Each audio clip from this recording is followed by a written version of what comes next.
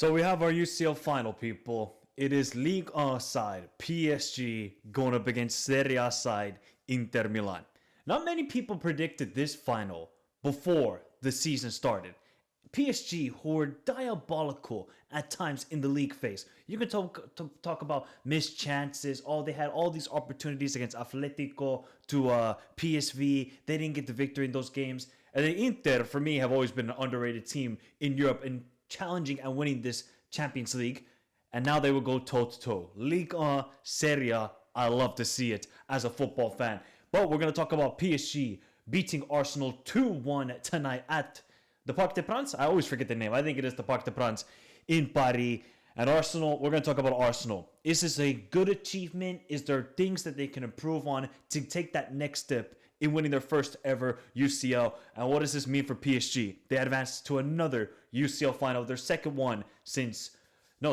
in 5 years, excuse me. So let's begin. PSG 2-1. Now, if you didn't watch this game, about the first 20 minutes, it's like roles reversed. It's like the Spider-Man meme. PSG were pointing at Arsenal and saying, oh, you guys want to do the same thing that we did to you at your house. Because Arsenal, that first 20 minutes, they should have scored 2 goals, maybe even 3 goals, if it wasn't for Donnarumma. Erdegaard, great chance. I mean, Donnarumma, fantastic save. Rice, he should be scoring on that one throw-in. That's basically what Arsenal had to do. They had to take the physicality, the set pieces to their advantage, and they cost this PSG team all sorts of problems. And PSG, they looked flustered, and they looked very nervous about the situation. And then after 20 minutes, PSG grew into the game. Then they started to calm things down. You could see Donnarumma's like, guys, calma. Everything's okay here. Calmate. And then PSG, they played the good football. Fabio Ruiz, wonderful goal to chest control, half volley. I think it took a slight deflection off of Saliba, but take nothing away from the shot. It was an incredible goal from Fabio Ruiz. Again, Arsenal, they created some decent opportunities. The second half, I felt like PSG controlled most of the half until about the 70th minute. Then Arsenal started creating more opportunities. Saka getting the goal, but Hakimi, I mean, he's had a wonderful season in the UCL. Wonderful season. If you want to do like a European team of the season, he's probably up there with Koundé. You could probably put in Timber there for being the best right back in Europe this season. He's been unbelievable. Hakimi going forward defensively. He even laughed at Martinelli in one sequence in the first half, looking like, you're going to try and get past me. Brush aside. That's what Hakimi looked at, Martinelli.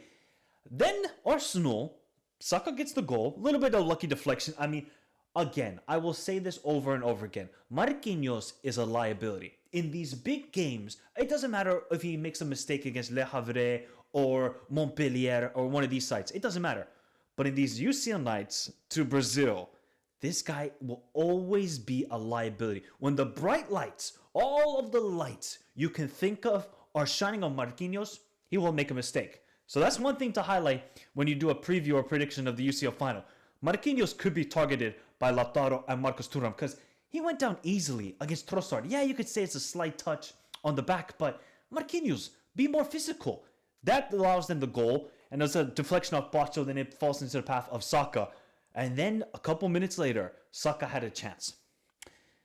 If Saka buries that chance from a wonderful cross from Calafiori, who was great when he came onto the field, that could have made it very... I think if Saka converted that chance, oh boy, PSG could have been all over the place. Just the mentality, the demons, all of the sort of ghosts from the past, the Kimpembe ghosts, all of the ghosts would have then gone into these PSG players. And Arsenal could have gotten a draw here. Then they could have gone into, 2-3 on the night, and it would have gone to extra time.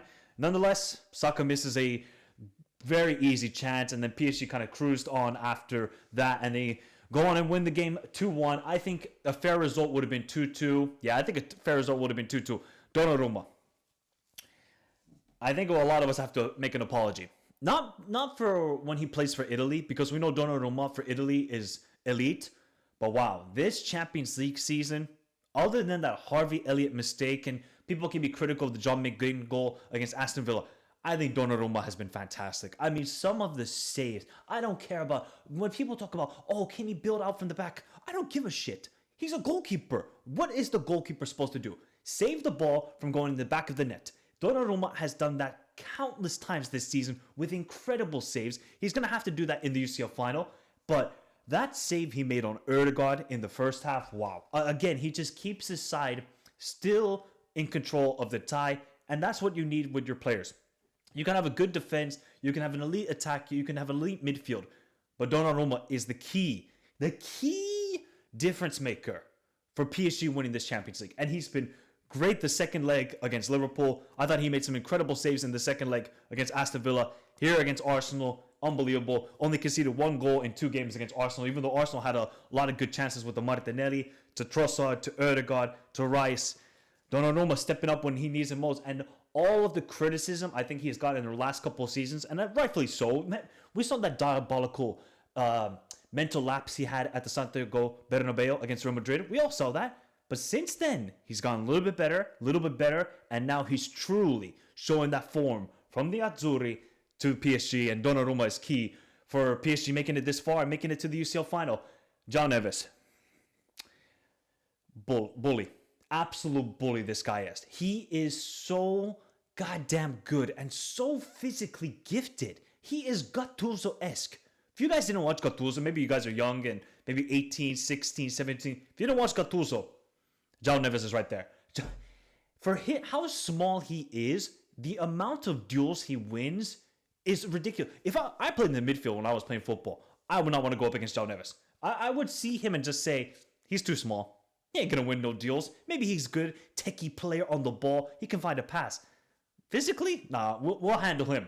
Joao Neves is like, okay, you guys underrate me with my physicality? Watch this. Every duel he won, he's so comfortable on the ball. One of the best academy prospects Benfica has ever produced. I mean, ever. He is just... The elevation of his play... Like, imagine, they got rid of Ugarte for 60 million, and they spent 60 million to get Joao Neves. Luis Campos, his signings, his recruitment, all the scouting they do is paying off because they got Joao Neves, and then they got Pacho, who I will always say he is the Great Wall of Ecuador. The defensive blocks he puts in, the clearances, slide tackles, physicality. I think he's a little bit of a liability on the ball sometimes, but if you just want pure defending, Pacho is your guy. That's why you see Pacho, you see Baston, you're like, the center backs are in good health here. They're in very good health, and Pacho, I thought, had a very good game. A little bit shaky in the first 20 minutes. I just think the entire PSG team were flustered, and they were really scared of the moment. Kvara didn't have his greatest game, even though he hit the post on that one opportunity. Desiree Doué could have done better. Barcola, I think he's going to be an impact sub for the UCL final. But overall, PSG, the difference between these two teams is PSG have a great midfield, and Arsenal's midfield is okay. I think Declan Rice is very good. Thomas Partey, people were talking about, we missed Thomas Partey. No, you didn't. You just got beat by a better side last week. Erdegaard, that's a player I'm a little bit disappointed. He did a little bit better this game compared to last week, but Erdegaard's potential and how good he is, he should be up there. He should be competing against Joao Neves, to Vitinha, Fabian Ruiz. He should be going toe-to-toe with these players. But I feel like Erdegaard just... he's very good. We cannot deny that. He just didn't live up to the potential in this tie, and he really should have, because if Erdegaard played well, Arsenal could have made it to the final. I don't really think you can blame Arteta for this tie. No. There's no Havertz, there's no Gabriel Jesus, there's no Gabriel. I think Arteta did the best he could, and the players kind of let him down. Look at Saka. I feel so bad for Saka. Saka is not like Lamine Yamal, where he's going to complete 10 out of 12 dribbles. That's not really Saka's game. Saka is more of a playmaker. So you saw a couple of opportunities he had with crosses to the back post. Nobody. Martinelli, Merino, nobody made a run. And I felt so frustrated for Saka because I know what he was trying to do, but nobody on his team had the right mindset to him. And it must be frustrating for Saka. That's why if you're Arsenal, if you want to take that next step next season and win the UCL or win the Premier League, you need to improve on Martinelli. You need to improve on Martinelli, and you need to improve on either a Havertz or Gabriel Jesus. It is just that simple. All of these sides, look at Inter, Marcus Thuram, Lautaro Martinez, to Barcelona with Rafinha, Lewandowski, Lamine Yamal, to PSG with Kvara, Desiree Doué, Dembele. All of these sides have elite difference makers going forward. Arsenal only have one, and that's Saka. So once Saka is not having a good game, or just teams defensively focus on eliminating him from the matchup, what do Arsenal do then? What does Arsenal do? And I know you can blame Arteta and saying, oh, Arteta should be doing better, getting Saka in one-on-one situations. I can agree on that, but I think Arteta did it the best he could with this game. I think his players let him down for that first 30 minutes. Arsenal could have easily taken the lead 2-1 in those first 20 minutes. The players let him down, and Arsenal, has it been a disappointing season? I wouldn't say so. They're still second place in the Premier League. Yes, they didn't win the cup competition. Yes, they didn't win the Premier League. But with all the adversity they have faced with injuries, I think it's still been an okay season. But let's be real. Next season, it's Arteta's last one. He has to win something. He has to get a UCL football, at least top four, make it top four, and he needs to win a cup. I don't care whether it's Champions League, Premier League, FA Cup, Carabao Cup, because you know Arsenal and Cronkies, they're going to back him one more time. But that is definitely the last straw for Arteta. If he does not win anything next season, he's adios. Because we know what the reaction will be for some Arsenal fans after this. Oh, sack him, because that's going to really solve everything. No, it's not going to solve it. Yes, he could do better, Arteta. And yes, he's been given so much money and so many players. But for this tie, you can't really blame Arteta. I just think the quality of players is not there. And that's why they need to spend big on a striker and a left winger, and maybe Arsenal are going to be a very good team next season. But overall, PSG, what an achievement. After all the discussion on Mbappe's leaving the club, what do PSG do next? There's no more superstar. There's no Messi, Mbappe, Neymar. Those days are done. This team is done. They'll just be like a nice team to watch, quarterfinal round of 16 team in the UCL. The fact that Luis Enrique and his players have made a UCL final, fair enough. I thought this team were so done during the league phase. I saw that performance against Girona, to Atletico, to PSV.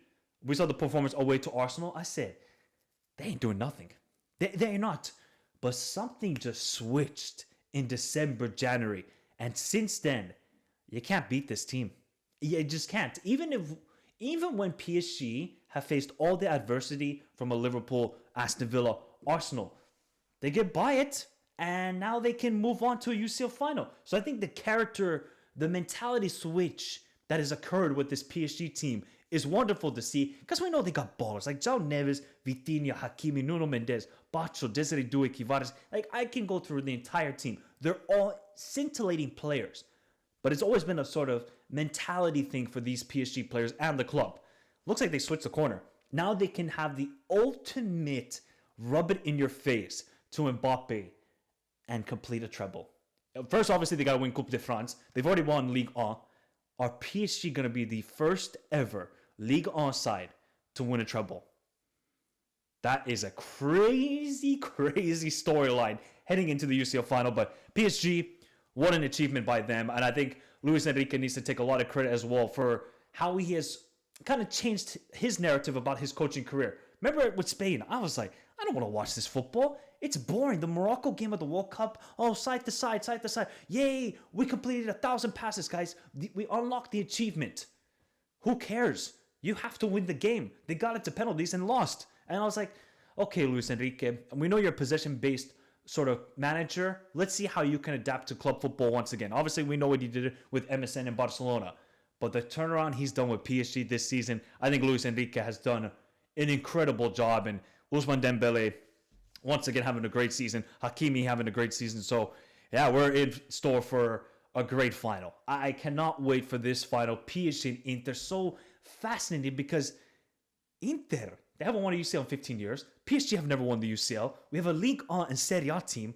What more do you want, people? It's wonderful to see. And yeah, Arsenal, I guess say tough luck, but also it's just like, it's your own downfall. You have to blame yourselves. You didn't take the chances, and that's the thing in football. You don't take your chances, you get punished, and it was the prime example tonight in Paris. But PSG advanced to the UCL final for the second time in 5 years, and they will be taking on Inter. But let me know your thoughts in the comments down below, people. How good is Donnarumma right now? Is Donnarumma a top 3 goalkeeper in the world? Let me know your thoughts in the comments down below. Remember to hit the like button, subscribe to the channel if you're new around here, and we'll be having a lot more UCL coverage until the final in Munich between PSG and Inter. But have a beautiful day. Stay safe in this crazy world. Till next time. Adios.